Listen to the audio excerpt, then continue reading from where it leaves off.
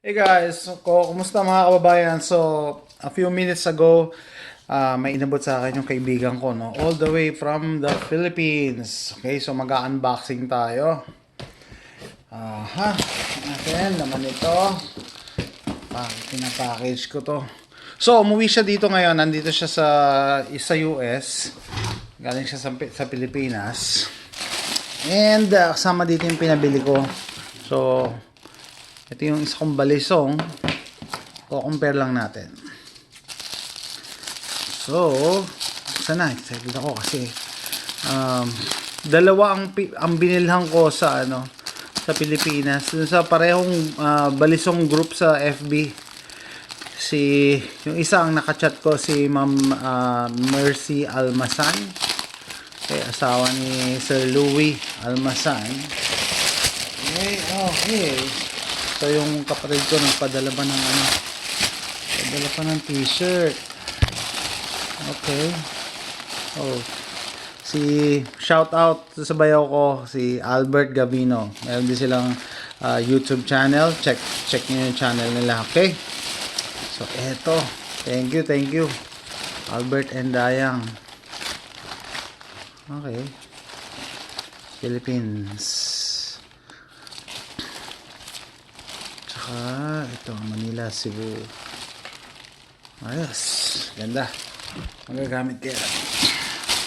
Ano natin dala? Okay.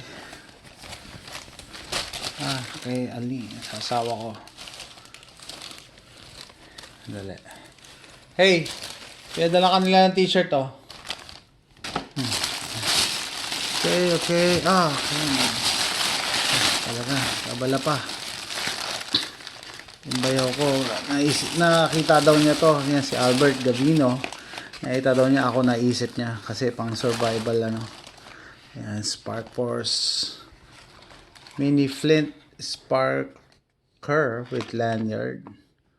Yan, okay. Kasi gumagawa ng mga survival videos, camping videos. Okay, separate video yan. Tingnan ko muna kung ito yung isa. Okay, yeah, ito nga. Ito yung isang balis. Unahin ko na itong mas maganda. Ito yung binili ko kila Sir Louis Almasan. Sabi ko doon sa Pilipinas, buksan nyo nga. Tignan nyo para makita ko. Pero syempre ibang-iba pag nasa picture. PM nyo na lang sila regarding sa price. So, member sila ng traditional Balisong group. Wow! So, nag-request ako ng 32 centimeters. Tapos sabi ko, 32 centimeters. Tapos, makapal yung brass. Tapos, may option pa Pili ka ng handle. Usually, ito yung common. Buto ng kabayo. Ito yung horn ng kalabaw. So, makita nyo naman yung difference. 29 versus 32 centimeters. Okay. Pati yung lock niya. Tinanong nila ako, sabi ko, okay, sige. So, ito yung mga ordinaryong lock. Ito yung may design pa. Sabi ko, sige. Okay. Okay. Tapos sinabi ko talaga, tapos yung locking mechanism niya. Medyo masikip pa. Pero testingin muna natin tignan natin yung weight. Yung weight muna, no? So, ito yung the usual 29. It's 6.2 ounces. 6.2 ounces. So, makita nyo, brush yung side, Ito, hindi to brush. Dami niyang brass talaga. 6.2 ounces. Ito ay 12.3. 12.3. Kaya natumingin dyan. Hindi ko nakakita kanina. 12.3. So, doble. Doble yung bigat niya compared dito. Ayan, hindi ko pala napakita. 6.2, 12.3. Halos doble. Ayos. Isa sa in-specify ko, makapal yung brass. Custom order kasi to custom order. Wow, okay, excited na ako. Gusto ko makita yung blade niya. So, ito muna yung naregalo sa akin. Sabi ko, memorable naman to kasi gift to. Pero ito kasi is a custom order. So, usually ang pinag-aayabang doon sa FB group is yung kay Sir Ona. Ito naman yung kila Sir Almasan. So, tinry ko. Tingnan natin. Pinapili niya rin ako ng type ng blade. Sabi ko, hindi. Ito na. Yung ganyan na lang. Haba. Asang kapal. Wow. Aha. Yung mismong blade, it is so shiny. Napaka-shiny ng blade. Ito yung blade quality. Iba kasi pag nasa camera hindi na-appreciate ang talagang kintab nitong yung custom blade from Almasan. Alam ko sa Taal, Batangas din to Tapos kita niyo yung difference, no? Wow. Ganda talaga. Ganda. So, ano naman ang cost nito? Ang cost nito, doble nito.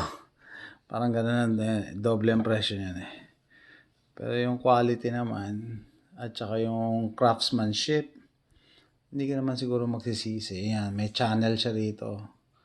So, dun sa mga experts, sabihin nyo na kung bearing o molye. Yan ang palaging pinagdedebatihan Bearing ba o molye? Tapos meron siyang X dito. Okay. Sana yung yung kila Sir Almasa meron din kayong trademark. No? Para maganda. Pero maganda yung gawa nila actually. Kaya gusto ko magkaroon sila ng trademark para madaling hanapin and ma-distinguish. So ayan Nakita nyo ba yung difference ng kintab ng blade? Parang pwede kang magsalamin Ito, lapit natin. Ayan pwede kang magsalamin Itong isa hindi. So isa pang pinagdedebatihan dun sa group is kung pwede daw ba yan ng coin test. No? So I don't know kasi ang layo ng binyahe nito nanginayang ako sa yung pagka kung sakaling mabali pero sabi ni Sir Louie kaya daw So magko-coin test siguro ako doon sa isa pa akong balisong nabili ko na sa eBay. So yun ang i-coin test ko muna. Pero ito mukhang ganda Ba, ayoko naman pupurol yung tip nito. Ayan po siya. And then specify ko talaga makapal lang makapal brass. Ayan, makapal nga. Binili ko to siguro 2 months ago. Pinasabay ko lang sa kaibigan ko na umuwi. Kaya nadala rito sa Texas. Ayan, kita nyo. Quality ng gawa nila. Ganda. Wala akong makapang rough edges compared dun sa nabili ko sa meron akong nabili na pang tourist lang din Pero ito maganda yung quality. Wala akong makapang rough edges. Smooth lahat. Tip to tip. Ito dito. Kintab na dito. Ayos. So that's it. Gawang Batangas. From Sir Louie and Mercy Almasan. So kung nakakilala nyo sila or kung ipopost ko to dun sa traditional Balisong group sa FB, PM nyo na lang sila. Ganda. Maganda pagkakagawa. I like it.